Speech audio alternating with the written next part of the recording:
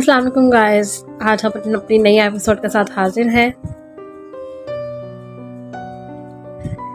तो टाइम को ज़ाया किए बिना हम अपना नावल स्टार्ट करते हैं। अगर आपको मेरा नावल पसंद आ रहा है तो लाइक का बटन प्रेस कर दीजिए, और अगर अभी तक आप नए हैं मेरे चैनल पे, आपने अभी तक चैनल सब्सक्राइब नहीं किया तो चैनल को सब्सक्राइब कर दीजिए, ताकि आपको डेली के मज़ेदार सी स्टोरीज जो हैं वो रेगुलर बेसिस पे एपिसोड्स में मिल सकें। बेशक ज़रावर ने मोहब्बत की थी और मोहब्बत गलत नहीं है, लेकिन इस मोहब्बत को हासिल करने का तरीका बहुत गलत था। वो अपनी ही सोचों में बुरी तरह से उलझा हुआ था जब अचानक अपने सीने पर इसे हल्का सा बोझ महसूस हुआ। वो करवट लेटे हुए इसके गिर्द अपनी बाहों का हिसार बनाते इसके सीने पर अपना सर रख चुकी थी।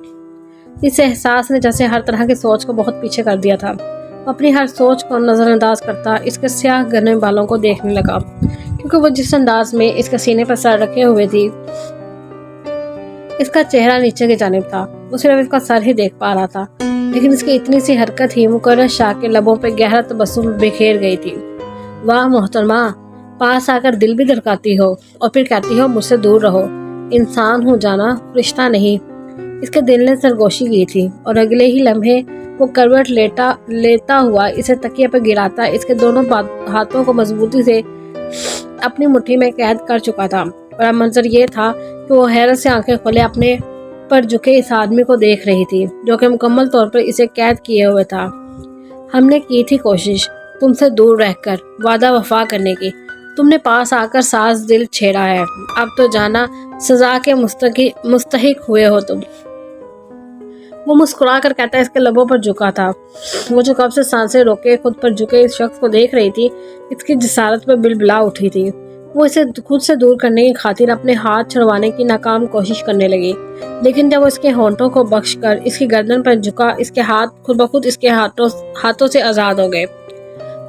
उसने बेसाख्ता इसके सीने पे हाथ रखकर इसे खुद से दूर करने की कोशिश की थी, लेकिन इस शख्स को खुद से दूर करना तो जैसे इसके लिए नामुमकिन था। वो जितना इसे खुद से दूर करने की कोशिश कर रही थी, वो इतना ही इसके पास आ रहा था। इतना पास कि वो जब खुद से इस बख्श का पीछे हटा तो अपने अंदर से इसे इस शख्स की खुशबू महसूस होने लगी।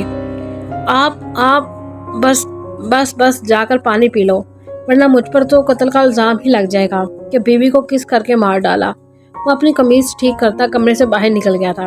अंदर एक अजीब सा तूफान उठा था, जैसे आज अगर वो इतनी मज़ाहमत ना करती तो हर हद पार कर जाता। आज बरसों से दबी सारी ख्वाहिशें वो इस पर आया कर देता। लेकिन फिर इसे इसका वादा याद आ गया, 1 महीने का वादा जो इसने इस लड़की को शायद गलती से ही दे दिया था। इसे ऐसा करना ही नहीं चाहिए था। कौन बेवकूफ़ मर्द अपने हक के लिए इस तरह का वादा करता है? और अगर कोई बेवकूफ़ इस तरह का फजूल वादा कर ही देता है तो इसे निभाने की बेवकूफ़ी कौन करता है? सैयद मुकर्रर शाह। इसने खुद ही अपने सवाल का जवाब दिया था। इसके अलावा कौन हो सकता है इतना बेवकूफ़ जो इस तरह का वादा निभाने के लिए बीवी की तरफ से रजामंदी का मुंतजर हो। वो अपनी पुरानी बातों पर लानत बेचता बाहर अपने दोस्तों के पास आ गया था। इनके साथ वक्त गुजार कर अपने जहन से नाइश को हटा सकता था। इसके जाने के बाद भी वो कितनी ही देर बेड पर बैठी लरसती रही। इसने खुद को छुड़ाने की हर मुमकिन कोशिश की थी, लेकिन वो शख्स इस पर इतने बुरे तरीके से हावी हुआ था कि वो मुकम्मल बेबस हो गई थी।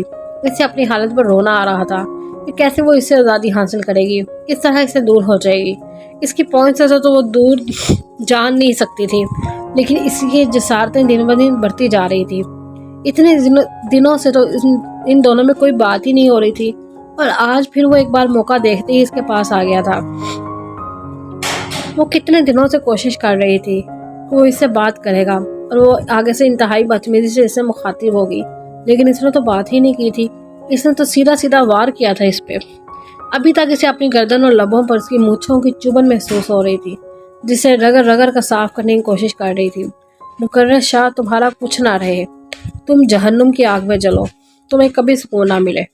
वो फूट फूट कर रोती इसे बददुआएं देने लगी, क्योंकि इसके अलावा कुछ भी नहीं कर सकती थी। काफ़ी देर के बाद जब वो कमरे में वापस आया तो इसे वैसे भी बेड पर डरे सहमे हुए पाया। ये इस तरह से क्यों बैठी हो? सब कुछ ठीक तो है ना? यार अब तुम ये मत कहना कि मेरा किस तुम्हें सख्ते में ले गया। अब मैंने कोई इतना भी जानलेवा किस नहीं किया था, इतने से तुम्हारी ये हालत हो गई है। अगर मैं पूरा हक वसूल करने पर आ गया तो जिंदा तो बच जाओगी ना? देखो मैंने तुम्हें जिंदा सलामत दादा जान के पास लेकर जाना है। तुम्हारी थोड़ी मजबूत बनो, अपने आप को थोड़ा मजबूत करो। ये हालात नहीं चलेंगे मेरे सामने। मेरे साथ कोई मजबूत लड़की गुजारा कर सकती है, एक किस पर तुम्हारी ये हालत हो गई है। तुमने तो वफात पा जाना है मेरी कुर्बत में। खैर ये तो अगले माह की बात है। अभी नाश्ता बनाओ मेरे लिए, या फिर ये सब कुछ नाश्ता ना बनाने का बहाना कर रही हो? अगर ऐसा है ना तो एक बात कान खोल कर सुन लो। बीवियों के इस तरह के चौंचले उठाने वाला मर्द नहीं हूँ मैं। प्यार मोहब्बत अपनी जगह, लेकिन हमारे खानदान में एक रिवाज है। हमारे खानदान की औरतें अपने शौहर के सारे काम अपने हाथों से करती हैं, जैसे खाना बनाना, कपड़े धोना, कपड़े इस्त्री करना, बेडरूम साफ करना।